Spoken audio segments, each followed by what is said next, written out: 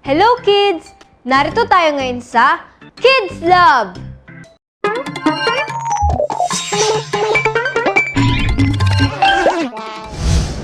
Milyon-milyong tao ang nangangailangan ng dugo kada taon dahil sa iba't ibang kadahilanan. Isa sa maaaring dahilan sa pagkawala ng maraming dugo ay dulot ng isang aksidente o kaya naman ay para sa pagpapagamot ng isang tao na kailangang masalina ng dugo. Ang pagsasali ng dugo ay isa sa mga karaniwang proseso na ginagawa sa mga ospital. Ang dugong ibinigay ng isang blood donor ay dumadaan sa pagsusuri para masigurong ito ay hindi infected ng anumang sakit at para masiguro rin ang tipo nito. Ikaw, alam mo na ba ang tipo ng dugo mo? Paano nga ba ito nalalaman?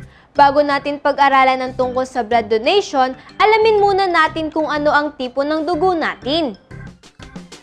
Kahit na mukhang magkakapareho naman ng ating dugo, hindi lahat ay may magkakaparehong type of markers. Ang markers na ito, ang tinatawag na antigens, ay ang protina at asukal sa ating dugo na ginagamit ng ating katawan para kilalanin ng dugo kung ito ay bahagi ng ating sistema.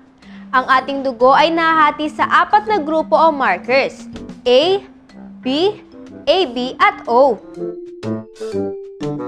May ilang tao na may karagdagang marker sa kanilang dugo at ito ay ang RH factor. At mula sa 4 na grupo ng dugo, kung ito ay may RH factor, kinikilala ito bilang positive at negative naman kung wala nito. Dahil sa RH factor, nagkaroon ng 8 tipo ng dugo. Ang O negative, O positive, A negative, A positive, B negative, B positive, AB negative at AB positive. Ang O positive at A positive ang pinakakaraniwang dugo. Ang mga blood banks at ospital ay maingat sa pagbibigay ng dugo na kailangang isalin sa isang pasyente. Sinisiguro nila na ang tipo ng isasaling dugo ay kapareho ng tipo ng dugo ng pasyente. Alam nyo ba kung bakit? Yan ang ating pag-aaralan sa susunod. Samahan nyo ulit ako dito sa Kids Lab, ang laboratorio ng mga batang Kristiyano!